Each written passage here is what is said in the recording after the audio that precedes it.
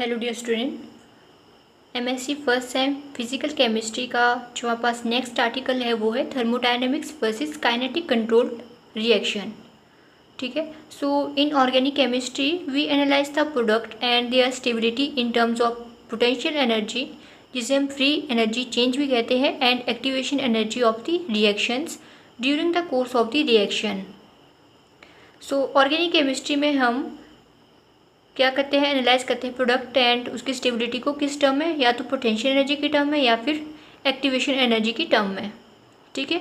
When we talk about thermodynamic control product we analyse the product in terms of delta G और potential energy. On the other hand when we talk about kinetically control reaction we analyse the product in terms of activation energy. So हमने इसमें दो cases की बात की है जब हम बात करते हैं थर्मोडायनेमिक कंट्रोल प्रोडक्ट की। ठीक है। तो जो हम प्रोडक्ट को एनालाइज करते हो किस टर्म में करते हैं, डेल्टा जी या फिर पोटेंशियल एनर्जी की टर्म में। और जब हम बात करते हैं काइनेटिकली कंट्रोल रिएक्शन की, हम एनालाइज करते हैं प्रोडक्ट को in term of activation energy. Okay. For example, in the reaction of one three butadiene with 1 equivalent of HBr, the ratio of 1:2 addition to 1:4 addition varies with temperature at which the reaction is carried out. At -80 degree centigrade, the 1:2 addition product predominates. At 40 degree temperature या centigrade, the 1:4 addition product predominates. So इसमें condition दी गई है। ठीक है। जब हम बात करते हैं एग्जाम्पल हमने समझने के लिए लिया है thermodynamic versus kinetic control reaction के लिए कौन सा एग्जाम्पल लिया है, 1,3-ब्यूटाडाइन का एग्जाम्पल हमने लिया है। ठीक है। जब हम इसको ट्रीट करेंगे HBr के साथ, ठीक है, तो हमारे पास क्या प्रोडक्ट बनते हैं, दो प्रोडक्ट बनते हैं, या तो बनेगा 1:2 एडिशन का या फिर 1:4 एडिशन का। ठीक है। और हम स्पेसिफिकली अगर टेम्परेचर की बात करें, जब हम अप्लाई करेंगे -80 डिग्री सेंटीग्रेड टेम्परेचर, तो हमारे पास जो प्रोडक्ट बनेगा वो बनेगा 1:2 एडिशन का। ऑन दी अदर हैंड जब हम टेम्परेचर अप्लाई करेंगे 40 डिग्री सेंटीग्रेड का, जो हमारे पास प्रोडक्ट बनेगा वो क्या बनेगा, 1:4 एडिशन का, जैसे कि हम यहाँ पे देख सकते हैं। ठीक है। सो आपने एग्ज़ाम में इस चीज़ को या इस इक्वेशन को अच्छे से ड्रॉ करना है, इस एग्जाम्पल को। ठीक है। ये क्या है, 1,3-ब्यूटाडाइन है और हमने HBr के साथ इसको रिएक्ट किया है। फर्स्ट कंडीशन थी हमारे पास -80 डिग्री सेंटीग्रेड की। ठीक है। -80 डिग्री सेंटीग्रेड में आपके पास क्या बन रहा है, 1:2 एडिशन प्रोडक्ट बन रहा है। ठीक है। इसमें आपके पास दो चीज़ें बनेंगी, दो आपके पास कंपाउंड बनेगी। प्रोबेबिलिटी की बात करें तो ये 80% मोस्ट ऑफ द टाइम आपके पास ये प्रोडक्ट आकर बनेगा और 20% ये आपके पास ऑब्टेन होगा। और अगर हम बात करें एट 40 डिग्री सेंटीग्रेड की, तो आपके पास ये केस क्या हो जाता है, अपोजिट हो जाता है। इसलिए हमारे पास जो प्रोडक्ट बनता है वो बनता है 1:4 एडिशन प्रोडक्ट। ठीक है। ये 20% बनेगा, ये 80% बनेगा। Right. When the mixture formed at lower temperature -80 degree centigrade is brought to the higher temperature, moreover the relative amount of the two product changes.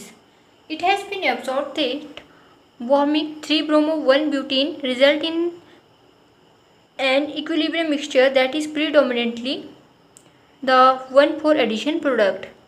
So इसमें वही बात आपसे रिपीट की गई है। ठीक है।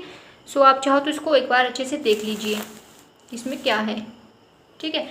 When the reaction produce more than one product, the product that is formed more rapidly is called kinetic product and the most stable product is called thermodynamic product.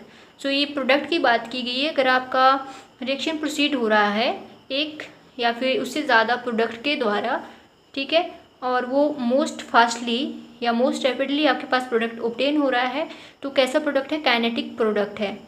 ठीक है।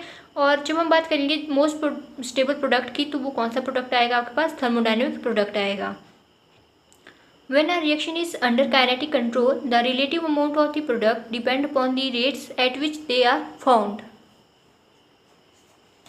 When a reaction is under thermodynamic control, the relative amount of the product depends upon their stability.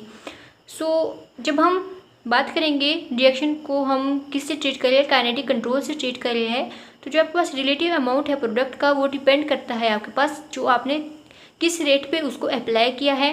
ठीक है। और on the other hand अगर हम बात करेंगे thermodynamic control की, कि हमने थर्मोडायनेमिक कंट्रोल से किसी रिएक्शन को एब्जॉर्ब करने के लिए हमने छोड़ा है, तो जिसका रिलेटिव अमाउंट है प्रोडक्ट का वो डिपेंड करेगा उसकी स्टेबिलिटी पे कि आपके कंपाउंड की कितनी स्टेबिलिटी है। ठीक है।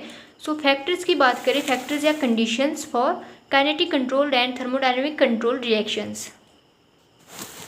सो फर्स्ट है आपके पास for kinetic control reaction the time span is short whereas for thermodynamic control time span is long. So ये तरह से इसके बीच क्या हो गया, कंपैरिजन भी हो गया। ठीक है। This happen because A R B, ये कौन सी फॉर्म है, इक्विलिब्रियम की फॉर्म है। ए इक्विलिब्रियम की फॉर्म है रेट के साथ और रेट इक्विलिब्रियम की फॉर्म में है बी के साथ, इसीलिए आपके पास ये जो टाइम स्पेन की बात की गई इसलिए ये इस वे में आ रही है। ठीक है। For kinetic control reactions low temperature is required, this is because activation energy is less, इसलिए आपके पास जो टेम्परेचर भी क्या है वो लो होना चाहिए। So it is easy for the reactant to attain thin amount of energy and cross the energy barrier. On the other hand, thermodynamic control reaction high temperature is required to get thermodynamic control product. ठीक है। For kinetic control reaction attacking reagent कौन कौन से हो गए, acid, base, electrophiles या फिर nucleophiles, must be stronger only then we accept Kc product is short span and low temperature. सो ये थी लिटिल सी डिस्कशन इसके लिए काइनेटिक कंट्रोल या फिर थर्मोडायनेमिक कंट्रोल रिएक्शंस के बारे में। ठीक है। नेक्स्ट आता है आपके पास पोटेंशियल एनर्जी सरफेस का आर्टिकल। ठीक है। पोटेंशियल एनर्जी सरफेस का आर्टिकल। सो फर्स्टली तो आपने ये ड्रॉ करना है, प्लॉट करना है ये ग्राफ। ठीक है। ए बी से हमारे पास क्या बना है, ए बी बना है, बीच में क्या है, एक्टिवेशन कॉम्प्लेक्स या फिर एक्टिवेशन एनर्जी आ रही है। ठीक है। Energy versus rate of reaction के बीच में ये क्या रहता है, ग्राफ रहता है।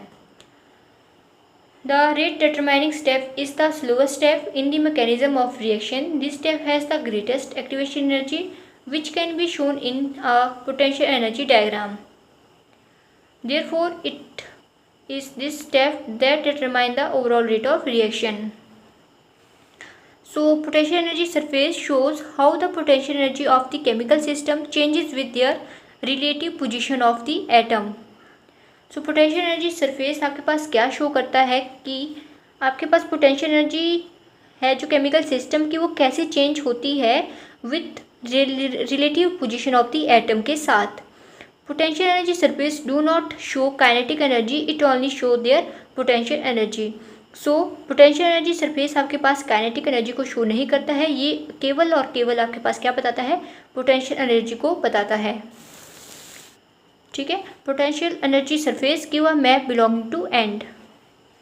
Potential energy surface reaction takes place in 2 steps. कौन कौन से स्टेप्स में ये होता है, first one is formation of activated complex from the reactant, second है decomposition of activated complex into product. Potential energy surface describe the potential energy of surface, especially a collection of atom in terms of certain parameters like position of atom, their bonding and activated energy. So ये potential energy surface article है आपके पास unit number 4 का। ठीक है। सो मैंने ये इसी video में कवर कर दिया है। Thanks for watching.